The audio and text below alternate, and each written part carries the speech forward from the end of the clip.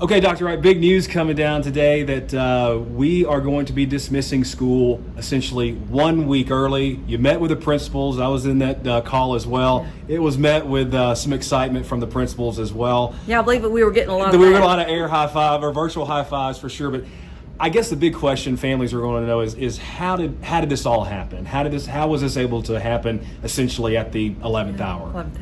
Well, just to remind everyone, we started our school year 2 weeks late. And we delayed it. That sounds a whole lot better than saying late. Right.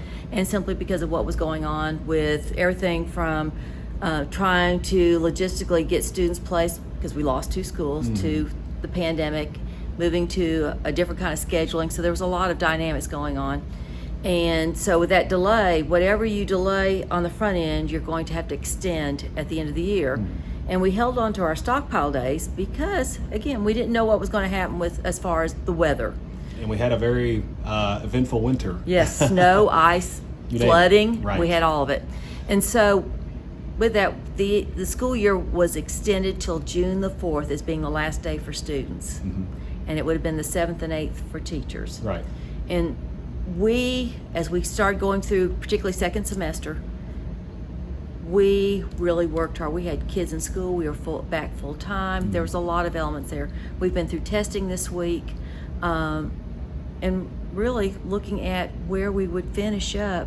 We would have 2 weeks of school left with everything already completed. So, for sure. Bart, about really 2 or 3 weeks ago, we started requesting a waiver from the Department of Education.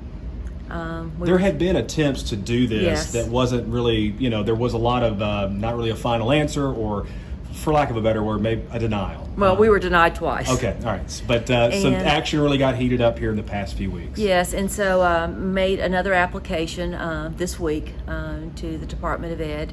That not only will we be able to wrap up our testing next week by the 26th, graduations will be over. And so really, if we were to go beyond the 28th, we would have been looking at a week of school with no new instruction. Right. And so I have to say that it was a plea to the Department of Education to please give this that consideration.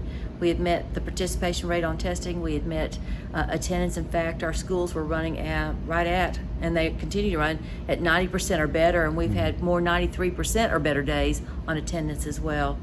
And so confirmation that we had took the remaining 3 stockpile days that have been converted into professional development days. Yeah. And so with that, the 28th will be the last student attendance day. And then for teachers, not long after, but it will be on Wednesday, June 2nd. Yes, that will be their last day. That will be their last day.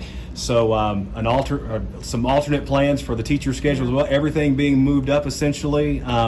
There's a lot of questions. I know schools are going to be in communication with families on any events that may have be rescheduled.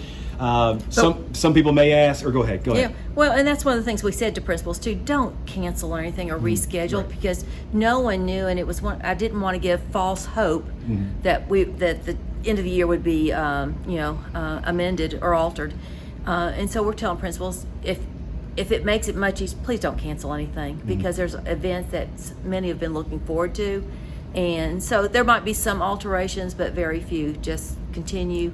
And celebrate the best you can the end of the school year. No board approval needed on this, as far as you know. I've kept the board apprised of this. In fact, each meeting had been, have we heard anything about the waivers? Yeah. They were denied. Right. And so they've been apprised every step of the way, and they knew first thing this morning that this was something that would be announced this afternoon. Lastly, just to drive it home, we wanted parents to understand that this was not something the district was sitting on, because we know summertime is valuable time. It's family time. It's a lot of things. And I know I've got messages about people wanting to plan things a long time ago. This did not really come to fruition until very, very recently. So we just want to drive that home. This was not something that we had been sitting on, saying, well, let's go ahead and share this now. We want to be very clear about that. And quite frankly, I thought it would be another denial. Okay. But maybe it was one of those perseverance. Is it 3 times the charm? I don't know. But the idea that we could take the remaining stockpile days and convert them to professional development for teachers, allowed that 28th to be the last day. And I know it appears that it's even been accelerated, and I know plans have been made. But this is something that we had really, not only for our families, but also for our teachers. It's been a long year, and we're going to be going into summer school on June the 14th, and we needed the teachers that are going to be providing summer school a break as well. So there was a lot of dynamics. A lot of dynamics, and we'll stop right there. Families will be getting this message along with additional information in a mass email that's going out. But I just wanted to have a moment so we could just kind of make sure families understood why it is happening. Students' last day next Friday, May 28th. Teachers' last day following Wednesday, June 2nd. So. And I know the kids will be excited. I know that. But I'm glad you asked the question, because this is simply not something we've been sitting on. Yeah. But we had hoped for, and it came to fruition today. All right. Well, thank you, Dr. Wright. Appreciate Thank you. Appreciate the time.